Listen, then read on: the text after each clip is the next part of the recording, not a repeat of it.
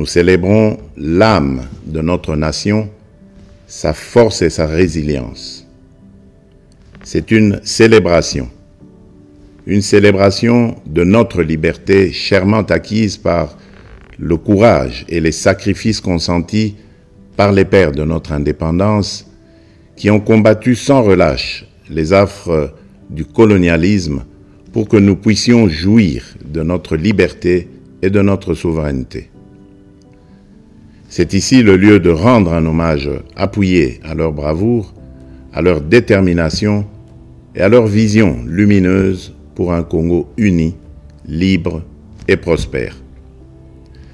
Aujourd'hui, nous sommes 64 ans plus âgés, 64 ans plus forts, 64 fois plus déterminés à poursuivre l'œuvre de nos pères fondateurs. Le cheminement de notre nation nous renseigne que l'indépendance chèrement acquise est certes un choix délibéré de responsabilité, mais elle ne devient véritablement un acquis que lorsque nous en faisons un pari ambitieux.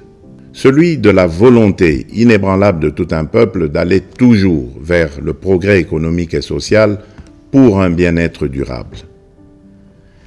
Elle est un combat continu qui exige notre unité, notre solidarité et notre engagement pour un avenir meilleur pour tous. Mes très chers compatriotes, cette commémoration est marquée cette année par l'installation effective des institutions de la République et des animateurs issus du 4e cycle électoral qui a connu pour la première fois la participation d'une partie de nos compatriotes vivant à l'étranger. Ce processus est appelé à s'étendre à l'ensemble de la diaspora congolaise à travers le monde. Je me réjouis de célébrer notre marche collective vers la consolidation de la démocratie et la promotion de l'état de droit dans notre nation. Il est crucial que nous reconnaissions l'importance de ces valeurs fondamentales pour assurer une société juste, équitable et prospère pour tous. Mes très chers compatriotes, le défi sécuritaire auquel nous sommes injustement confrontés est complexe et exige une réponse collective, courageuse et déterminée de notre part. En cette journée sacrée de notre indépendance, je ne peux passer sous silence la grave situation sécuritaire qui secoue notre pays. Ce qui se passe à Kanyabayonga, à Kaini, au village du sud de Lubero ainsi que dans les territoires de Rutshuru, de Nyiragongo et du Masisi, constitue une agression flagrante contre notre souveraineté nationale et la paix de notre peuple. En ma qualité de président de la République et commandant suprême des forces armées et de la police nationale, je tiens à vous assurer de ma détermination inébranlable à défendre l'ensemble de notre territoire et à rétablir la paix. Nos vaillants soldats sont en première ligne et ensemble, nous triompherons de cette agression injustifiée. À nos frères et sœurs de Kanyabayonga et des régions avoisinantes, je veux exprimer ma profonde solidarité et ma compassion face aux souffrances que vous endurez. Votre courage et votre résilience sont une source d'inspiration pour la nation tout entière. Soyez assurés que je mets tout en œuvre pour rétablir la sécurité et protéger nos concitoyens. Je viens de tenir un Conseil supérieur de la défense élargi et des instructions claires et fermes ont été données pour la sauvegarde de l'intégrité territoriale de notre pays. Ensemble, unis et déterminés, nous surmonterons ces épreuves et nous restaurerons la paix et la sécurité dans notre chère patrie. Mes très chers compatriotes, les forces extérieures hostiles qui agressent injustement notre pays évoquent le prétexte farfelu des supposées exactions commises contre les communautés rwandophones établies chez nous. Les justifications brandies par les auteurs connus de cette agression sont manifestement dénuées de tout fondement. Je tiens à rappeler fermement que la République démocratique du Congo, fidèle à son hospitalité légendaire, respectueuse des principes humanitaires et de ses obligations internationales, a toujours, depuis son accession à l'indépendance, accueilli par vagues de réfugiés venant des pays voisins. À titre d'exemple, la République démocratique du Congo a offert son hospitalité notamment aux communautés angolaises, burundaises et centrafricaines en raison de nombreux et violents conflits qui avaient secoué leur pays en son temps.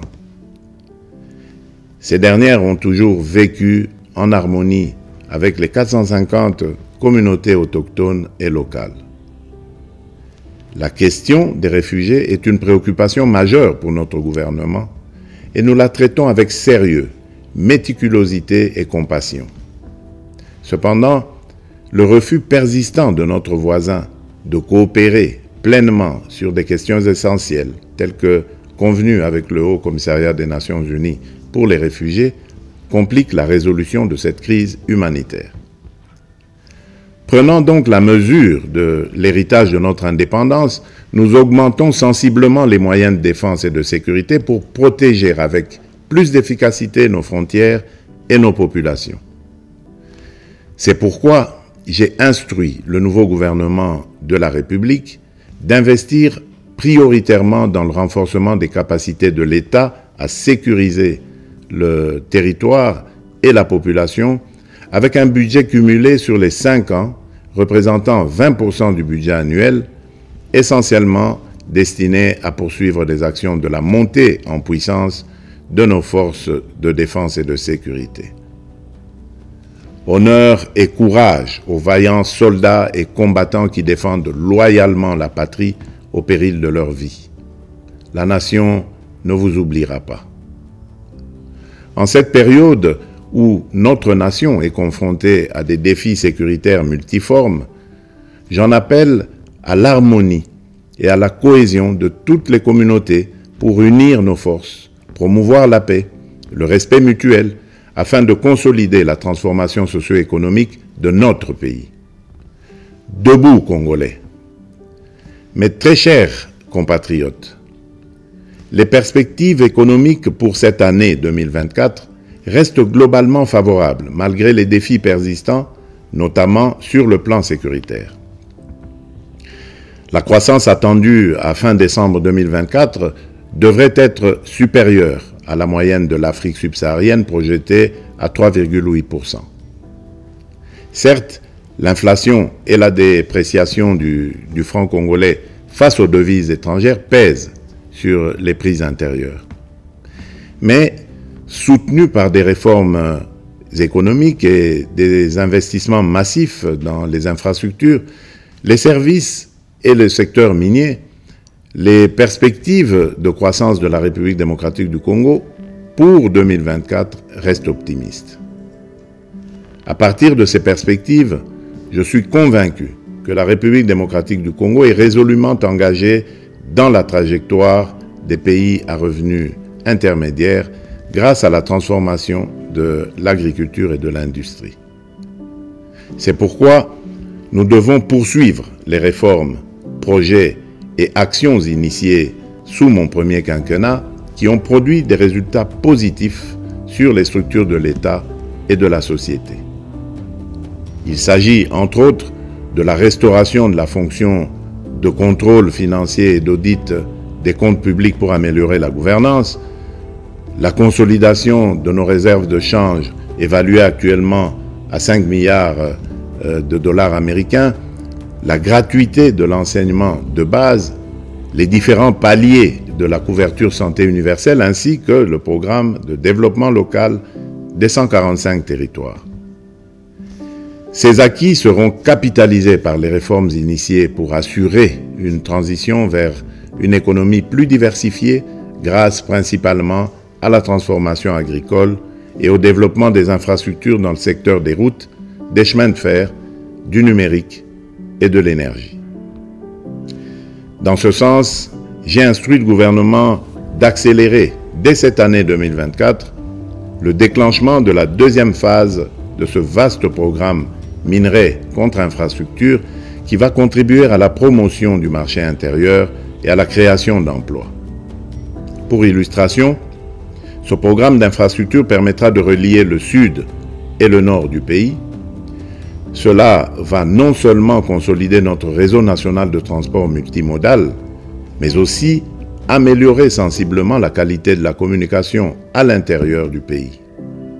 De même, dans le cadre de l'amélioration de la mobilité dans les grandes villes du pays, je viens de lancer les travaux de construction de la route de contournement de la capitale Kinshasa, partant de la cité de Mboudi et débouchant sur la route nationale numéro 1 par Badara, non loin de l'aéroport international de Ndjili. Mais au-delà de ces efforts encourageants, je suis conscient des difficultés sociales que rencontre la majorité des Congolais au quotidien. En ma qualité de garant de la nation, je peux vous rassurer que cette situation me tient à cœur et que rien n'arrêtera ma détermination à y apporter des solutions idoines et urgentes. Aussi, ai-je instruit le gouvernement à prendre des mesures nécessaires pour alléger le coût du panier de la ménagère et améliorer le pouvoir d'achat de la population. Mes très chers compatriotes, la véritable indépendance et la liberté découlent inévitablement du développement, fruit d'un dévouement et d'une prise de conscience profonde de nos responsabilités. Ainsi, en célébrant notre fête nationale, nous sommes tous interpellés à embrasser pleinement la maturité de notre nation et à assumer pleinement les devoirs qui en découlent. En tant que citoyennes et citoyens congolais, où que nous soyons, il est impératif de nous engager résolument pour promouvoir les valeurs de solidarité, de justice et de travail.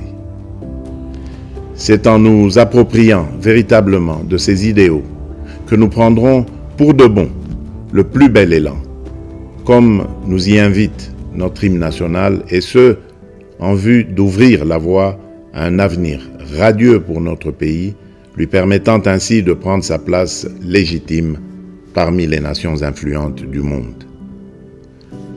Bonne fête nationale à toutes et à tous.